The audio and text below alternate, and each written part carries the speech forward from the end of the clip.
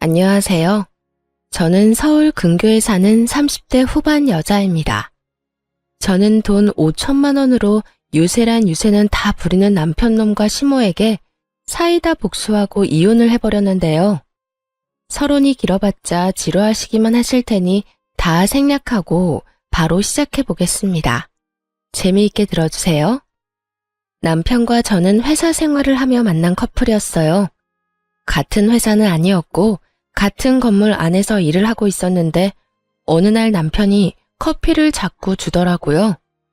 일주일 동안 맛있게 드시라며 커피만 주던 남편은 일주일이 지나던 날 저에게 연락처를 물어왔고 전 남편이 꽤 마음에 들었던 터라 연락처를 알려주게 되었죠. 그렇게 밖에서 밥도 먹고 차도 마시는 등 데이트를 하다 연인 사이가 되었고 적당하게 연애를 하다 결혼까지 하게 되었습니다. 그저 행복하기만 했던 결혼 생활은 생각보다 짧았고 다른 환경에서 너무나도 다르게 살아왔던 저희는 다툼이 잦아졌어요. 여보, 밥 다 먹고 싱크대에 넣으라고 했잖아. 그냥 이렇게 두고 가면 누가 치워? 밥도 내가 차리고 설거지도 내가 하는데 당신 먹은 빈 그릇도 내가 치워야 해? 내가 당신 하녀야? 어떻게 이런 기본적인 것도 안 해? 진짜 깜빡했어. 치우면 되잖아. 그리고 좋은 말로 그릇 좀 치워. 이 한마디만 하면 안 돼? 입만 열었다 하면 애국가 1절부터 4절까지 할 태세로 잔소리를 해. 당신 때문에 내 귀가 멀게 생겼다고 하도 잔소리를 해대서. 잔소리가 듣기 싫으면 애초에 잔소리 들을 짓을 안 하면 되잖아. 나라고 잔소리하고 싶어서 하는 줄 알아? 듣는 사람보다 하는 사람이 더 피곤하고 괴로운 게 잔소리라고. 뭘 알지도 못하면서. 이것 봐. 또 말 길어지잖아. 오늘은 좀 그만해라. 이러다 진짜 귀에서 피날 지경이야. 나 피곤하다고. 이외에도 수도 없이 많은 부분이 부딪히기 시작했고 그 이유는 대부분 남편의 기본도 되지 않은 부분들이었어요. 양말 뒤집어 벗어놓기는 기본이었고 코앞에 빨래통을 두고도 옷을 벗는 족족 아무렇게나 벗어두기도 했어요. 또 쓰레기통에 음식물을 버리기도 했고 재활용통에 쓰레기를 버리기도 하더군요. 그럴 때마다 제가 무어라 하면 그 모든 말을 잔소리라고 하며 짜증만 내게 일쑤였고 다 알아서 한다며 회피형 대답만 하고선 정작 하지 않을 때가 더 많았죠. 피곤하다는 이유로 청소 한 번, 설거지 한 번을 하지 않는 남편을 보며 이러려고 결혼했나 회의감까지 들기 시작했어요. 가장 어이가 없고 화가 났던 것은 바로 집 유세를 부리는 것이었어요. 하물며 우리가 사는 집은 남편 혼자만의 힘으로 마련한 집도 아닌데 말이죠. 딱 5천만 원 더 낸 것으로 말끝마다 내 집 타령을 해대는 꼴이 참 기가 막히더군요. 역시 내 집이 최고야. 그렇지 않아? 아, 당신은 모르겠구나. 당신 명의로 된 집은 없으니까. 명의는 당신 명의라도 이 집 우리 반반 내서 마련한 거 잊었어? 왜 계속 그런 식으로 말해? 당신이 그러니까 나 기분 나쁘려고 해. 반반은 아니지. 우리 집 돈이 5천만 원 더 들어갔잖아. 조금이라도 더 많이 낸 사람 지분이 더 많은 게 당연한 거 아니야? 그러니 당연히 여긴 내 집이 맞잖아. 명의도 내 명의고 말이야. 그러니까 나한테 잘해. 자꾸 잔소리만 하면 집에서 쫓아내버린다. 잘났다 잘났어. 내가 말을 말지. 당신 편할 대로 생각해. 그렇게 생각해서 당신이 행복하다면 됐다 됐어. 초반엔 좋은 게 좋은 거라 넘겼지만 저런 일이 계속 반복되니 더는 농담으로도 들리지 않고 짜증이 확 나더라고요. 남편이 강조하는 5천만 원도 다 사연이 있었어요.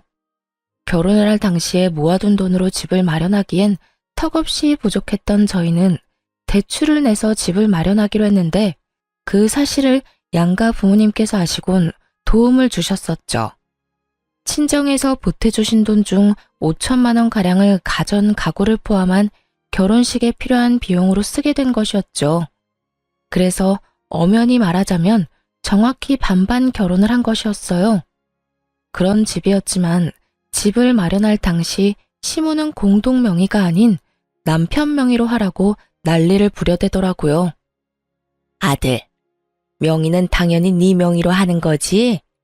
원래 집은 남자 명의로 하는 거야. 요즘 젊은 애들 공동명의 타령들 해대는데 엄마는 절대 싫다. 네 명의로 해. 알겠지? 알겠어. 알겠다고. 당신도 괜찮지?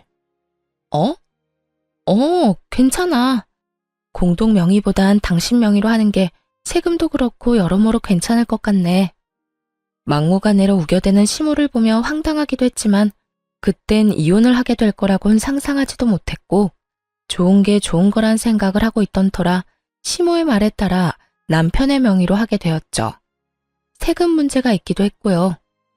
대신 남편에게 신혼집은 엄연히 공동명의이며 만약에 상황이 온다면 정확히 반반 나누기로 한다는 각서를 쓰게 했습니다. 하지만 남편 놈은 그깟 종이 쪼가리가 뭐가 대수냐고 생각하는 것인지 집 유세는 하늘 높은 줄 몰랐고 전 그런 남편을 보며 정이 뚝뚝 떨어지는 것을 느끼고 있었어요. 그것까지만 해도 내 발등 내가 찍었다며 결혼을 후회하고도 남을 텐데 시모까지 제 후회의 보탬이 되어주기 시작하더라고요. 시모는 우리 집을 제 집이라고 생각하는 것인지 틈만 나면 들락날락하며 사람을 괴롭히기 시작했어요. 그날도 시모는 연락 한 통 없이 집으로 들이닥쳤고 당연하다는 듯 저를 부려먹기 시작하더라고요. 어머님, 연락도 없이 무슨 일이세요? 저희가 집에 없으면 어쩌시려고요? 주말인데 너희가 어딜 가겠어? 그리고 우리 아들한텐 연락했는데 못 들었니? 네, 별말 안 했는데 들어오세요. 그런데 정말 무슨 일이세요? 무슨 일 있어요? 내 아들 집 오는데 무슨 이유가 필요하니? 우리 아들은 뭐 하니? 아, 지금 낮잠 자고 있어요. 피곤한가 봐요. 앉아 계세요. 지금 깨워볼게요. 아니야. 그냥 둬라. 피곤하면 좀 자야지. 그런데 너희 밥은 먹었니? 나는 오늘 하루 종일 뭘 제대로 못 먹었더니 배고픈데. 아, 시장하세요. 지금 바로 차려드릴게요. 그래, 그러면 간단히 쌈밥 좀 해먹자꾸나. 오리고기도 좀 굽고 양배추도 좀 찍어라. 집에 기본적인 쌈은 있지? 시모는 간단이라는 단어의 뜻을 모르는 것이 분명했어요. 물론 시모에게 차려주는 밥상이니 찌개찜은 다시 끓일 생각이었지만 나머진 냉장고에 있는 반찬을 내놓으려 했거든요. 갑작스럽게 집으로 들이닥친 사람이니 그 정도는 이해하겠지 했는데 시모는 간단히 집에 있지도 않은 재료들을 찾고 있더라고요. 어머님, 오리고기는 없고 삼겹살은 있어요. 쌈도 상추 깻잎은 있는데 양배추는 없고요. 너 회사 생활한다고 살림을 아무렇게나 살고 있는 거 아니니? 어떻게 가정집에 그 기본적인 것도 없니? 언제부터 그런 것들이 가정집에서 기본적으로 갖춰야 할 재료들이 된 것인지 알 수가 없더라고요. 그쯤 되니 시모는 그저 저에게 트집을 잡고 싶어 하는 것이 분명해 보였고 최대한 좋게 대하고 싶었던 제 마음이 깨끗이 사라지며 저 역시 지지 않고 시모 말에 대답했어요. 네, 저희 집엔 그런 찬들이 기본은 아니라서요. 그리고 어머님도 아시다시피 냉장고에 이것저것 쌓아두면 뭐 하나요? 신선도만 떨어지고 아차 하는 순간 상해서 버리기밖에 더 하겠어요? 일단 오늘은 그냥 드시고 다음에 연락하시고 오시면 오리고기 준비해 드릴게요. 아, 양배추도요. 그래, 너 잘났다. 잘난 며느리 잘 둬서 밥 한 끼 얻어먹는 게 이리도 눈치가 보이는구나. 그리고 너 아까부터 연락 타령을 해대는데 이 집 엄연히 내 집이기도 하지 않니? 이 집에 들어간 내 돈이 얼만데 아까부터 연락 타령인 거야. 넌 네 집에 갈 때 연락하고 가니? 남편이 누굴 닮아 그 모양인가 싶었더니 시모가 남편과 똑같은 말을 하더라고요. 저는 이번에야말로 확실히 집어줘야겠다는 생각을 했고 시모를 똑바로 바라보며 이렇게 말했어요. 어머님, 이 집이 왜 어머님 집이에요? 엄연히 저희 부부 집이죠. 어머님 돈만 들어간 거 아니고 저희 부모님 돈도 그 못지않게 들어갔어요. 어머님 말씀대로라면 저희 부모님도 이 집에 막 오셔도 되겠네요? 제 말에 시모는 펄쩍 뛰며 이렇게 말하더라고요. 그건 아니지. 이 집 살 때 우리가 5천 더 보탠 거 잊었어? 그러니까 이 집에 대한 권리는 우리한테 더 있다고. 거기에다 이 집 명의도 내 아들 명의인 거 잊었어? 그런 내 집, 내 아들 집에 네 부모들이 왜 와? 내 아들 불편하게. 절대 난 그 꼴은 못 본다. 그 빌어먹을 5천만 원. 할 수만 있다면 시모의 입에다 던져주고 싶은 심정이었어요. 도대체 어느 나라 계산법에 따라 계산을 하면 저딴 결론이 나올 수가 있는 것인지 궁금해지더라고요. 전 다시 한번 정확히 반반 결혼임을 시모에게 말해주었습니다. 그 5천만 원 덜 들어가게 된 것도 이 집에 들인 가전, 가구, 저희 결혼에 쓰인 여러 가지에 쓴다고 그렇게 된 거예요. 남편도 동의했고 그중 남편이 쓴 돈도 많고요. 그러니까 엄연히 이 집은 반반 보태서 마련했다고 볼 수 있죠. 그러니 저도 이 집에서 편해야 하지 않겠어요? 남편이 저희 부모님 오면 불편한 만큼 저 역시 어머님이 이런 식으로 오셔서 어머님 집인 양 들쑤시고 다니면 불편하고 힘들어요. 그러니까 연락하시고 오세요. 서로 좀 편하게 살자고요. 시모는 제 말에 얼굴을 붉히기 시작하더니 대바라진 X라는 말을 하고선 집으로 돌아가 버리더군요. 이런 일이 있고 난 후 시모는 저의 말에 잘 따라주더라고요. 너무 잘 말이죠. 시모는 집으로 오고 싶을 때마다 연락을 했고 그 연락의 빈도는 일주일에 5번 정도가 되었죠. 그쯤 되니 매번 거절하는 것도 힘든 상태가 돼버렸고 이리저리 변명을 해도 남편에게 연락을 해서 찾아와 버리더라고요. 그나마 다행이라고 할 수 있는 것은 남편 놈이 평일엔 오지 말라고 해줬다는 것이었어요. 하지만 주말엔 온다는 시모를 막지 않았고 그렇게 부부간의 주말은 없는 것이나 마찬가지였습니다. 시모가 오는 주말은 쉬어도 쉬는 게 아니었어요. 아침 대바람부터 찾아와 저녁 늦게나 돼서 돌아가니 곤욕도 그런 곤욕이 없더라고요.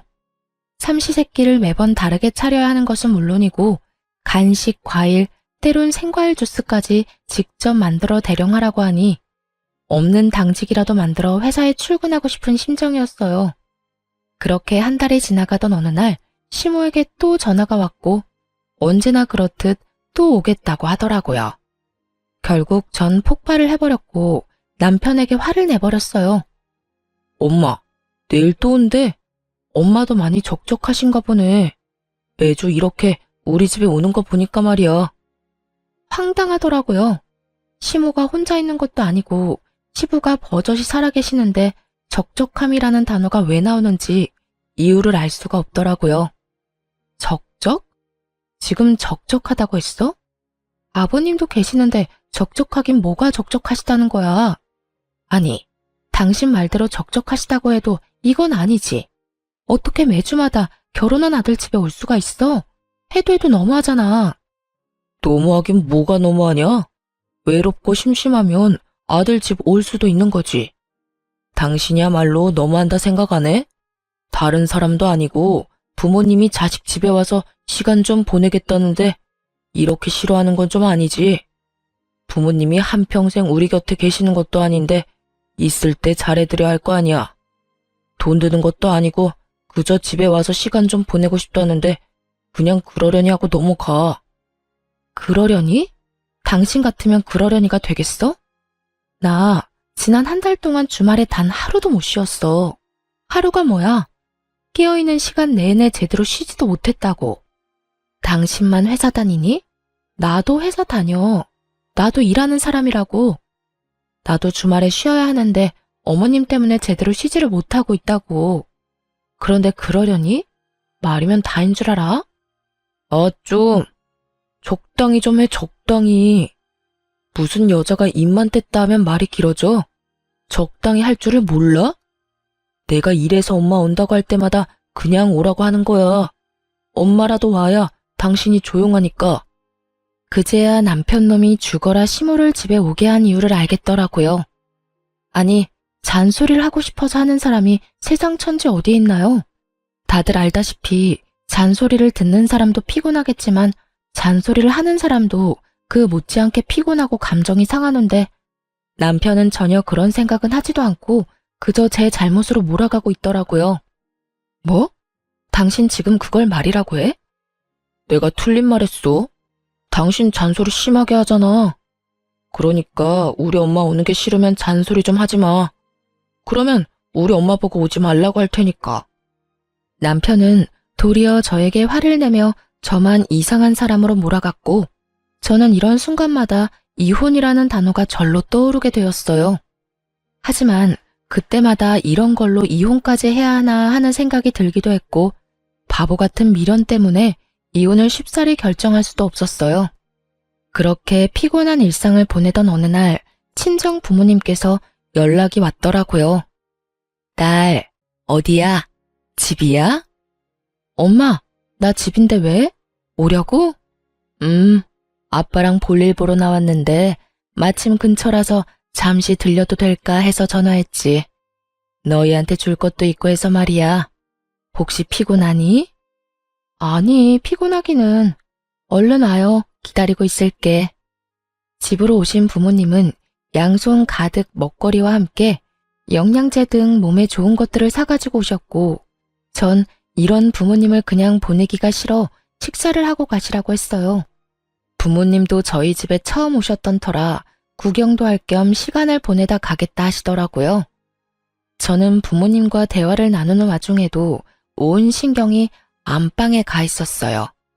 왜냐하면 부모님이 오셨단 걸 뻔히 아는 남편놈이 인사는커녕 안방에서 나오지도 않고 있었기 때문이었죠.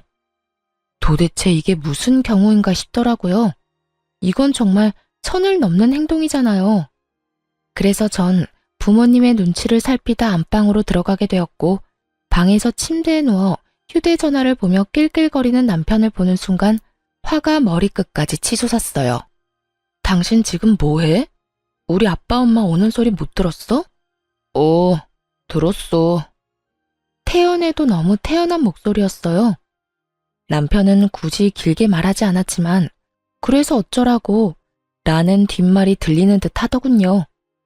전 밖으로 목소리가 새어나가지 않도록 조용히 남편에게 말했어요. 들었으면 나와서 인사는 해야 할 거 아니야. 그 정도는 예의 아니야? 이젠 내가 인사하는 것까지 알려줘야 해? 나 피곤하단 말이야. 그냥 나 잔다고 그래. 깊게 잠들어서 못 깨운다고 하면 되잖아. 정 안 되겠으면 그냥 나 없다고 그래. 내가 아예 안 나갈 테니까. 당신 지금 그걸 말이라고 해? 아무리 피곤해도 우리 아빠 엄마가 왔는데 인사도 안 할 수가 있어. 불편한 걸 어떻게 해? 나 불편한 거 싫단 말이야. 주말엔 마음 편히 쉬어야 평일에 또 열심히 일할 거 아니야. 근데 오셨으면 주실 것만 주시고 가면 되지. 식사는 또 왜 하고 가신다는 거야? 아니, 애초에 주말에 찾아오신 거부터 좀 아니지. 너 진짜 말 다 했어? 네 엄마가 주말마다 찾아와서 삼시세끼 다 먹고 가는 건 되고 우리 부모님은 아예 와서도 안 된다는 이 말이니? 딸이랑 아들이랑 같아? 딸은 시집가서 출가 외인 아니냐. 여전히 침대와 한몸이 되어 입만 살아 움직이는 남편을 보는데 머리털을 다 뽑아주고 싶었어요. 이기적인 논리로 개소리를 하는 남편에게 하고 싶은 말은 많았지만 이야기가 더 길어지면 밖에 계신 부모님이 눈치를 채실 것 같더라고요. 그래서 전 남편을 두고 방에서 나왔고 부모님께는 남편이 피곤하다며 대충 얼버무렸습니다. 아, 남편이 많이 피곤한가 봐. 요즘 회사 일이 바빠서 오늘 아침까지 집에서 일하다가 좀 전에 잠들었거든. 그래서 그런지 깨워도 못 일어나네. 그냥 자게 두고 우리끼리 맛있는 거 먹자. 나중에 일어나면 전화하라고 할게. 아유, 전화도 됐어. 피곤하면 자야지. 밥이야 맨날 먹는 건데 뭘. 그냥 자게 두고 나중에 일어나고 큰 소리 내지 마. 엄마의 말을 듣는데 부모님께 더욱 죄송해지더라고요. 이때껏 제가 너무 바보처럼 참고 살아 남편이 우리 부모님까지 무시하나 하는 생각이 들기도 했고요. 그렇게 시작된 식사 자리, 마냥 좋을 순 없는 상황이었죠. 저는 저대로 웃고는 있는데 웃는 것이 아니었고 부모님은 부모님대로 눈치를 살피시느라 밥을 씹지도 않고 삼키고 계셨고요. 그렇게 눈코 뜰 새 없이 식사를 마친 부모님은 서둘러 돌아가 버리시고 저는 그간 참아왔던 분노가 터져버렸어요. 당신 진짜 해도 해도 너무한다. 우리 부모님을 무시해도 정도가 있지. 어떻게 진짜 안 나와볼 수가 있어? 당신 이거밖에 안 되는 인간이었어? 내가 뭘 어쨌다고 그래. 내가 피곤하다고 안 나간다고 했잖아. 장인어른 장모님이 뭐라고 하신 것도 아니고 식사 잘하시고 가셨으면 된 거 아니야? 당신이 보기엔 잘 드시고 가신 것 같아? 국 반찬은 그대로 있고 밥만 드시더라. 그 밥도 제대로 씹지도 않고 삼키시고. 딸 집에 처음 왔는데 우리 아빠 엄마가 이딴 취급이나 받고 가셔야 했어? 어쨌든 밥은 다 드셨네. 아예 쫄쫄 굶고 간 것도 아니잖아. 아 진짜 사람 피곤하게 좀 만들지 마. 뭘 잘한 게 있다고 화를 내는 남편 놈을 보며 저 역시 참지 않고 쏘아붙였어요. 내가 어머님 왔을 때 어떻게 했는지 기억 안 나? 나도 피곤하고 힘든데도 삼시세끼 다 해드리고 간식에 과일까지 다 대접해드렸어. 내가 한 만큼 해달라는 것도 아니었잖아. 그냥 나와서 인사하고 밥 한 끼 같이 먹자는 건데 그것도 힘들어? 힘들어. 솔직히 말해서 나 당신 부모님들이랑 마주보고 밥 먹는 거 불편하고 힘들어서 너무 싫다고. 그리고 내가 우리 엄마 왔을 때 그렇게 해달라고 했냐? 당신이 착한 며느리병 걸려서 알아서 다 한 거 아니야? 혼자 미움받기 싫어서 다 해놓고선 이제 와서 왜 나한테 이래? 그렇게 싫었으면 당신도 나처럼 아예 방에서 안 나오면 되는 거잖아. 사랑하는 남자의 부모님이기에 잘 대접하고 싶었던 저의 마음을 착한 며느리병이라고 하더군요. 그런 남편의 비수꽂는 말을 듣는데 제 마음속 무언가가 와장창 깨지는 느낌이 들었어요. 착한 며느리병? 당신 정말 그렇게 생각하고 있었어? 와, 진짜 내가 기가 차서 말이 안 나온다. 난 있잖아. 착한 며느리병도 아니고 칭찬받고자 한 일도 아니었어. 난 그저 내가 사랑하는 남편의 부모님이니까 내가 힘들고 지쳐도 할 수 있는 것까진 최선을 다해 대접해드리고 싶어서 그랬던 거라고. 그러니까 누가 그렇게 하라고 했어? 앞으로 하지 말라고. 그렇게 힘들고 지치는데 왜 해? 당신 바보야? 바보? 그래, 당신 말이 다 맞네. 내가 바보였네. 알겠어. 그러면 앞으로 나도 당신처럼 어머님이 오든 말든 안방에서 안 나와도 상관없다 이거지? 알겠어. 당신 후회하지 마. 후회는 무슨? 당신이 어떻게 하든 후회 안 할 테니까 앞으로 당신도 내가 어떻게 하든 상관하지 마. 결국 남편은 잠자고 있던 제 코털을 건드렸고 정 결혼하고 처음으로 시모의 방문을 기다리게 되었습니다. 며칠 뒤 기다리고 기다리던 시모에게서 집으로 온다는 연락이 왔고 전 안방 열쇠와 먹거리를 챙겨 안방에 들어가 문을 잠가버렸어요. 네, 저는 남편이 권한 대로 그리고 남편이 제 부모님께 한 그대로 하기로 한 것이었죠. 여보, 엄마 왔어. 나와. 여보, 엄마 왔다니까. 뭐 하는 거야 도대체? 문이 왜 잠겨있지? 여보, 여보, 여보!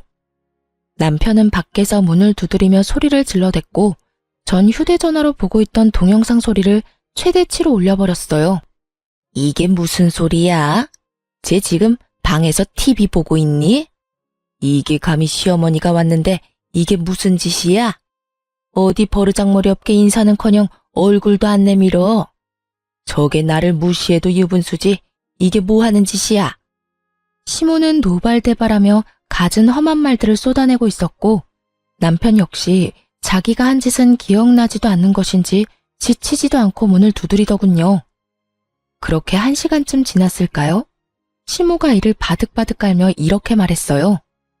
내가 가만히 있을 줄 알아? 두고 봐 너.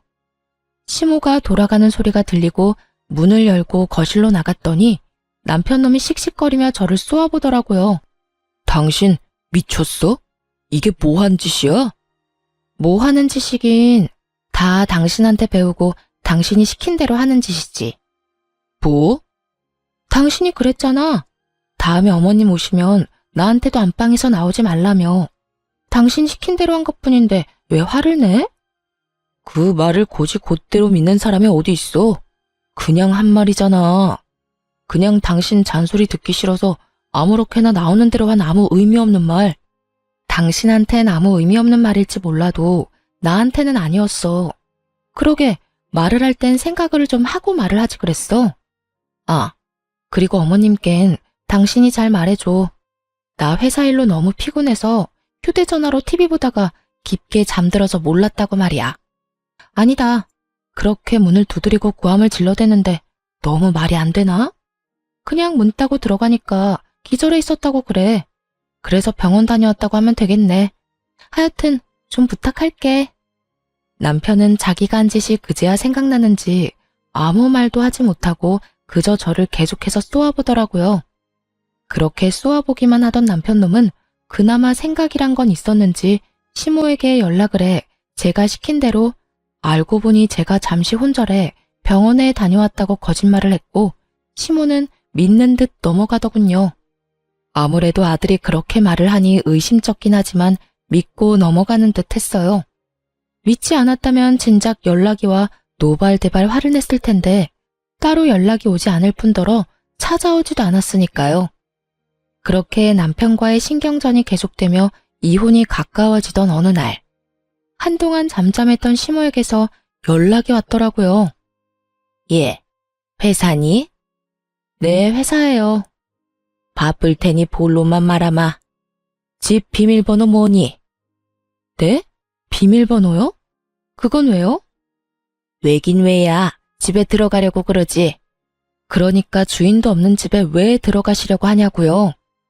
다름이 아니라 우리 장남이 이혼을 했다지 뭐냐. 아직 네 시아버지는 몰라서 잠시 거기서 지내야 하겠다. 산 넘어 산인 상황이었어요. 힘들게 시모를 못 오게 했더니 이젠 아예 시숙이 와서 살겠다고 하니 산 넘어 산이 아니겠어요? 가족끼리 어려우면 도울 수도 있다고들 하시는데 저 역시 그렇게 생각합니다. 그런데 저딴 시댁 식구를 가족이라고 할 수 있는 것인지 의문인 상황에서 시숙까지 데리고 살아야 한다는 건 말도 안 되는 소리일 뿐더러 절대 용납해서도 안 될 일이었죠. 아무리 상황이 그렇다고 해도 그건 아니죠. 제가 왜 아주버님까지 데리고 살아야 해요? 그것도 저희 집에서요. 얘가 아직도 이러네. 그 집은 네 집이 아니라 내 집, 우리 아들 집이라니까. 그러니까 내 아들이 거기서 지내는 건 어찌 보면 당연한 일 아니니? 그러니까 계속 같은 말 시키지 말고 얼른 비밀번호부터 말하거라. 어머님이야말로 말도 안 되는 소리 좀 그만하세요. 어찌되었든 전 비밀번호는 절대 못 알려드리니 그런 줄 아시라고요. 됐다. 내 아들한테 물으면 그만이지. 끊어라. 내가 너하고 무슨 대화를 하겠다고 너한테 전화를 했는지. 괜한 시간 낭비만 하고 기분만 상했어. 시모는 전화를 끊어버렸고 불안한 마음에 남편에게 전화를 해보니 다행히도 전화를 받더라고요. 여보, 어머님 연락해와서 우리 집 비밀번호 알려달라고 하면 절대 알려주면 안 돼? 갑자기 이게 무슨 소리야? 우리 엄마가 비밀번호를 알려달라고 한다고? 왜? 아주버님 이혼하셨는데 아직 아버님이 몰라서 한동안 우리 집에서 지낸다잖아. 이게 말이나 돼? 하여튼 당신 비밀번호 절대로 알려주지 마. 알려주기만 해봐. 나 진짜 가만히 안 있어. 틀린 말도 아닌데 왜 이렇게까지 매정하게 굴어. 평이 오갈 데가 없으면 우리 집에서 지내는 게 당연한 거 아니야? 설마 했더니 남편 역시 시모와 별반 다르지 않은 말을 뱉어내고 있더라고요. 오갈 데가 없는 시숙이 왜 우리 집에 살아야 하냐고 따져봤자 돌아올 대답은 뻔했기에 전 그저 제 뜻을 확실하게 전해주기로 했습니다. 뭐? 당신 진짜 미쳤어? 그 집이 당신 혼자 사는 집이야? 그 집 우리 부부 집이야. 그런 집에 왜 아주버님이 사냐고. 난 싫어. 나 진짜 싫다고 했어. 가르쳐주면 나 진짜 가만히 안 있을 거야. 이거 엄포 아니고 진짜 진심으로 하는 말이야. 내가 비밀번호 알려주면 이혼이라도 하겠다는 말처럼 들린다. 이혼? 왜? 못할 것 같아? 난 그 생각도 충분히 하고 있거든. 그러니까 절대 알려주지 마. 그러든가 말든가 알아서 해. 난 알려줄 테니까. 여기까지만 해도 충분히 화가 나는데 바로 이어지는 남편의 말은 정말 가관이었어요. 이혼? 웃기고 있네. 네가 얼마나 계산적인 여잔데 집을 포기하면서까지 이혼하겠어? 집, 내 명의인 건 알고 있지? 이혼도 네 입에서 나와서 난 위자료 줄 필요도 없고 집 명의도 내 명의라서 이혼하면 넌 한 푼도 못 받아. 그런데도 할 수 있을 거라 생각해? 정말 남편은 저에 대해서 뭘 몰라도 한참 모른다는 생각이 들더라고요. 그 순간 전 비로소 이혼을 결심하게 되었고 마음 준비를 끝내고 집으로 갔습니다. 집에는 예상대로 남편 시숙 시모가 웃으며 TV를 보고 있었고 저를 본 시모는 숨쉬듯 자연스럽게 밥을 하라고 하더군요. 저는 무건수행을 하듯 아무 말도 하지 않은 채 밥을 차렸고 그런 저를 보며 시모는 제가 들으라는 양 큰 소리로 이렇게 말을 하더라고요. 진작 저렇게 고분고분하게 굴었으면 얼마나 좋았을 거야. 구박은 구박대로 받고 일은 일대로 하고 다 자기가 이 사태를 만든 거지 뭐. 하여튼 저리 현명하지 못하니 저 고생을 하는 거 아니겠어? 저래서 회사는 어떻게 다니나 몰라. 시모의 말에 시숙과 남편은 깔깔거리며 웃어댔지만 전 그러거나 말거나 상을 차렸어요. 밥상이 다 차려진 것을 본 세 사람은 누가 먼저라고 할 것도 없이 자리에 앉았고 제가 만든 국과 밥을 먹은 세 사람은 동시에 고함을 질러대기 시작했어요. 이게 무슨 맛이야? 당신 요리하면서 간 안 봤어? 맵고 짜고 이게 다 뭐야? 도저히 먹을 수가 없잖아. 그러게요, 재수씨. 이건 도저히 못 먹겠는데요. 이건 음식이 아니라 테러에 가까워요. 넌 진짜 제대로 하는 게 뭐니? 내 아들한테 이때까지 이딴 음식 해 먹인 거니? 마음보가 고약하면 음식이라도 잘해야지. 뭐 하나 내세울 것도 없으면서 대체 뭘 믿고 시집을 온 건지. 내가 요즘 너만 보면 한숨이 나온다. 그래요. 저는 그들을 위한 마지막 만찬으로 소태밥, 청양고추국, 간장을 들이부은 반찬을 만들어 상을 차렸던 것이었어요. 제발 이거라도 먹고 정신 차리란 뜻이었죠. 세 사람은 저에게 짜증을 내고 있었고 전 숟가락을 신경질적으로 내려놓으며 이렇게 말했습니다. 저라고 뭐 다르겠어요?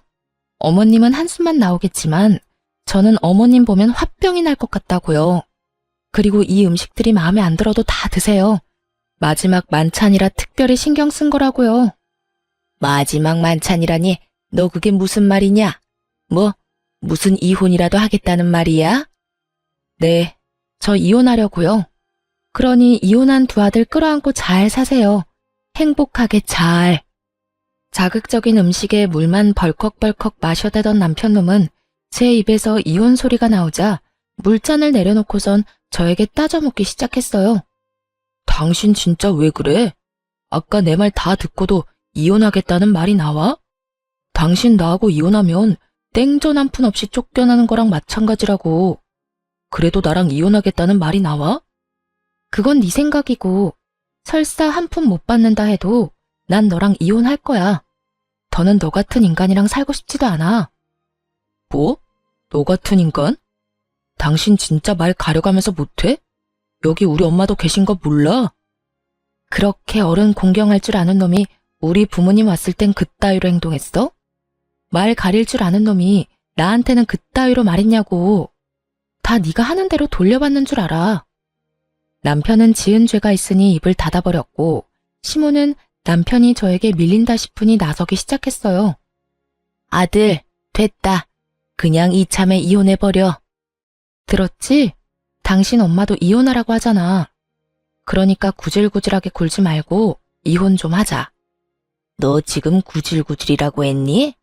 아무리 본데 없이 컸다 해도 그렇지 어른 앞에 두고 어떻게 그딴 말을 짓거릴 수 있는 거야? 제가 본데 없이 컸으면 어머님은 아들을 얼마나 엉망으로 키웠길래 둘 다 저 모양 저 꼴이에요? 남의 집 귀한 자식 욕하기 전에 어머님 자식 교육이나 똑바로 시키세요. 이혼할 마당에 겁날 것이 없었던 저는 하고 싶은 말을 그냥 다 해버렸고 시모는 이런 저를 보며 화를 내려나 싶더니 이내 입을 다물곤 남편에게 이렇게 말하더군요. 얘 말하는 거 다 들었지, 아들? 그냥 이혼해버려. 그렇지 않아도 저딴 며느리 갈아치우고 싶었는데 잘 됐어. 집도 네 명이겠다. 너한텐 이혼이 여러모로 이득이니 그냥 해버리고 좋은 여자 찾아서 재혼이나 하거라. 집 있겠다, 능력 있겠다. 우리 아들 처녀한테 장가 갈 수 있을 것이야. 시모의 말에 남편 역시 그렇게 하는 게 좋겠다며 저에게 이혼을 하자고 했고, 시숙은 동생이 이혼을 하든 말든 그저 쭉 살 곳이 생겼다며 기뻐하더라고요. 그래, 하자. 누가 이혼하자면 못할 줄 알아? 나도 당신 같은 여자한테 미련 없다 이거야. 불쌍해서 데리고 살아줬더니 고마운 줄도 모르고. 당장 이혼해, 당장. 그러면 나 이 집에서 쭉 살아도 되는 거야, 엄마? 아싸, 그렇지 않아도 어디 가서 살아야 하나 걱정이었는데. 그래, 우리 장남. 앞으로 그냥 여기서 살면 돼. 여기 네 동생 명의로 된 네 동생 집이야. 이혼해도 명의가 네 동생 거라 아무 상관없어. 그러니까 여기서 새 출발해. 이렇듯 파렴치하게도 기뻐하는 새 인간에게 그들에겐 잔인하지만 저에게는 즐거운 진실을 알려주고 싶었지만 우선 즐기게 두기로 했습니다. 일단 그들은 세 사람인 반면에 저는 혼자이기도 했고 희망과 꿈이 클수록 절망도 클 것이라 생각했기 때문이죠. 저는 짐을 싸 친정으로 갔고 친정에서 이혼을 진행하게 되었어요. 빨리 이혼하고 싶어 이혼 노래를 부르던 남편놈과 시댁것들은 이혼이 진행되면 될수록 얼굴이 사색이 되어가더군요. 그 이유는 자신들의 뜻대로 되는 것이 단 하나도 없었기 때문이었어요. 저는 남편이 각서를 쓴 다음날 바로 공증을 받았을 뿐만 아니라 만일을 대비해 녹음까지 해놨었죠. 온전히 자신의 것이라고 믿어 의심치 않았던 남편 명의의 아파트는 각서 내용대로 정확히 반반으로 나누게 되었어요. 거기에다 시모가 저를 부려먹은 대화 역시 통화 녹음과 문자로 보관 중인 상태였죠. 그렇게 남편과 시모는 저에게 위자료까지 주게 되었습니다. 이혼이 마무리되던 날 전 남편 놈은 눈물까지 고인 눈으로 저를 노려보더라고요. 그러다 울겠다. 지금 안 울게 생겼어? 아파트에 위자료까지. 생각지도 못한 돈이 너한테 다 들어가게 생겼는데. 생각지도 못했다는 사실이 난 놀랍다 놀라워. 내가 보탠 돈이 있는데 그깟 명의 하나 때문에 다 네 몫이 될 거라 생각했어? 착각도 그 정도면 병이고 욕심이 과하면 탈이 나는 법이야. 그러니까 앞으론 그딴 심보 버리고 착하게 좀 살아라. 전 남편은 끝까지 저를 노려봤고 전 콧노래를 부르며 이혼을 할 수 있었습니다. 저의 복수는 이것이 끝이 아니었어요. 오히려 이제부터가 시작이었죠. 전 이혼을 진행하며 전 시부에게 전화를 걸어 전 시숙을 이혼 사실과 함께 전 남편과 이혼하게 된다는 사실 역시 알리며 이혼 사유에 대해 낱낱이 밝혀버렸어요. 시부는 머리 끝까지 화가 나 집을 살 때 보태주셨던 모든 돈과 지원을 끊어버림과 동시에 세 사람을 집에서 쫓아내버리고 전 시모와 이혼을 진행 중이라고 하더군요. 평소에도 전 시부는 전 시모가 아들들 사람에 지나치게 개입하며 며느리들을 괴롭히는 모습을 보며 하지 말라고 여러 번 경고했는데 전 시모는 그 말을 전혀 듣지 않았던 것이죠. 알고 보니 전 시숙 역시 전 시모의 개입 때문에 이혼을 하게 되었고 저 역시 비슷한 이유로 이혼을 하게 되었으니 더는 그런 전 시모와 함께 살고 싶지도 살 이유도 없다고 하시더라고요. 전 시모가 이혼할 처지에 놓이자 전 남편이 급했는지 전화가 다 왔더라고요. 야, 너 진짜 미쳤어. 우리가 이혼했으면 끝난 거지. 왜 우리 아버지한테까지 전화해서 이사다를 만들어? 지금 너 때문에 우리 엄마까지 이혼하게 생겼다고. 어떻게 책임질 거야? 그렇지 않아도 아버님께서 그러시더라. 집에서도 쫓겨났다며? 어떡하니? 셋 다 돈도 없을 텐데 집에서도 쫓겨났으니 이제 오갈 데 없는 거짓골이겠네. 너 지금 말 다 했어? 왜? 내가 틀린 말 했어? 맞잖아. 오갈 데도 없는데 돈도 없으면 그게 거지지. 거지가 뭐 별건가? 나한테 이럴 시간에 저렴한 월세방이라도 찾아봐. 나이 지긋한 네 엄마하고 이혼한 네 형이랑 언제까지 밖에서 살 수는 없을 거 아니야. 이게 다 누구 때문인데 네가 감히 그딴 말을 해. 네가 우리 아버지한테 다 이르지만 않았어도 우리 신세가 이렇게까지 처량해질 일도 없었거든? 야, 입은 삐뚤어졌어도 말은 좀 바로 하자. 일이 이렇게 된 건 너랑 네 엄마 때문이야. 네 형도 한몫하기도 했고. 잘못은 너랑 네 가족이 다 해놓고 왜 애먼 사람 잡고 난리야? 하긴 지금까지 이 모양 이 꼴이니 아버님이 자식까지 다 내쫓아버렸겠지. 안 봐도 뻔하다. 야, 난 더는 너 같은 인간이랑 말씨름하고 싶지도 않거든? 그러니까 전화 끊어. 차단할 거니까 다신 연락도 하지 말고. 오고 가다 마주쳐도 아는 척도 하지 말자 제발. 저는 전화를 끊고 차단을 해버렸습니다. 그 후 전 남편과 전 시모, 전 시숙은 단칸방을 얻어 들어갔다고 하더라고요. 이혼한 전 시모와 이혼한 아들 둘이 한 집에서 오손도손 잘 살아가는 꼴이 참 볼만하다 싶었네요.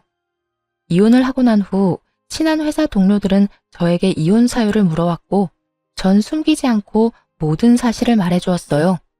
제가 잘못한 것도 아니었기에 굳이 숨기고 싶지도 않더라고요. 소문은 빠르게 퍼져나갔고 결국 사람들의 손가락질을 버티지 못한 전 남편은 사표를 쓰고 회사를 그만두게 되었다는 이야기가 들려왔어요.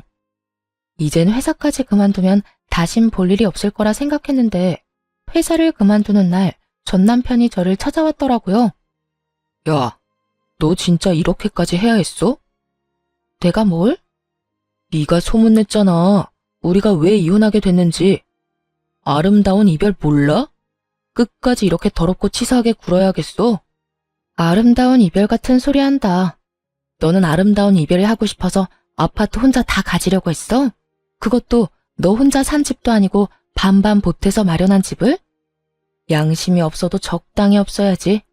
다 네가 지은 죄값, 네가 다 받는 거라고 생각해. 그리고 소문 중에 틀린 말도 없었잖아. 안 그래?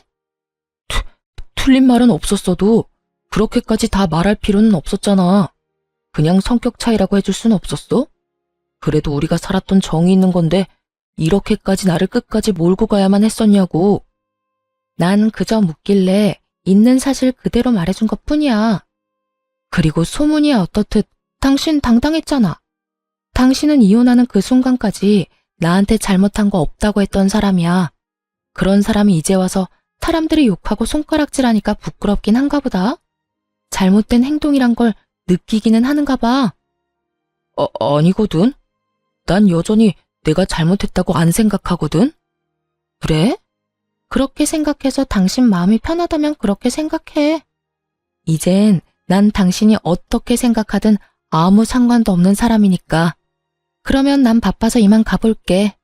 이젠 다신 마주치지 말자. 돌아서는 제 뒤로 남편의 험한 말들이 들려왔고 전 머리 위로 가운데 손가락을 보여주며 대답을 대신했습니다. 그 한 방에 제 모든 울분이 날아가는 기분이 들더군요. 그 후 전 남편을 포함해 전 시댁 식구들의 소식은 들을 수 없었으나 어떻게 지낼지는 뻔했기에 굳이 알고 싶지도 않았어요. 그렇게 전 다시 화려한 싱글이 되었고 시간은 빠르게 흘러 이혼을 한 지 3년이 되었네요. 전 여전히 회사 생활을 하며 잘 지내고 있습니다. 요즘엔 여러 모임에 참석해 사람들과 즐거운 시간을 보내며 이혼의 아픔을 점점 잊어가고 있는 중입니다. 남편에 대한 미련은 없다고 하나 이혼을 마음먹게 되었던 과정부터 이혼을 하게 되는 과정까지 너무 힘든 일의 연속이었기에 처음엔 참 많이 힘이 들더라고요.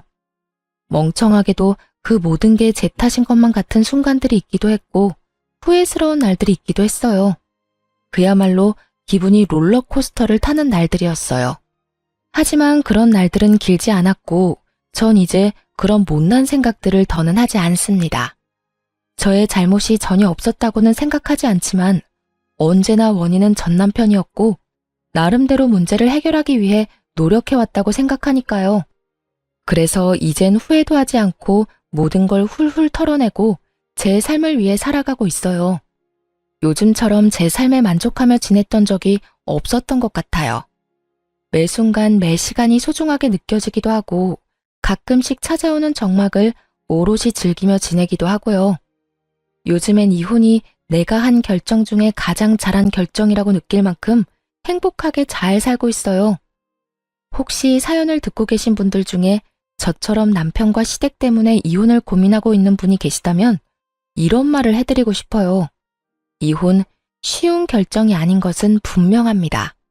저 역시도 그런 말도 안 되는 상황에서도 꽤 긴 시간 이혼에 대해 고민했고 쉽사리 결정하지 못했던 것이 사실이니까요. 그런데 돌이켜보니 그 모든 순간들이 결코 저를 위한 시간들이 아니었더라고요. 그 시간들은 제 영혼을 갉아먹는 시간들이었고 그 모든 순간이 그저 괴롭기만 한 지금은 떠올리기도 싫은 나쁜 기억일 뿐이었어요. 그러니 여러분, 자신을 괴롭히지 말고 현명한 선택, 옳은 선택할 수 있길 제가 응원하겠습니다. 여러분도 제 행복을 위해 응원해 주실 거죠? 저는 이만 물러가 보겠습니다. 긴 시간 들어주셔서 감사합니다.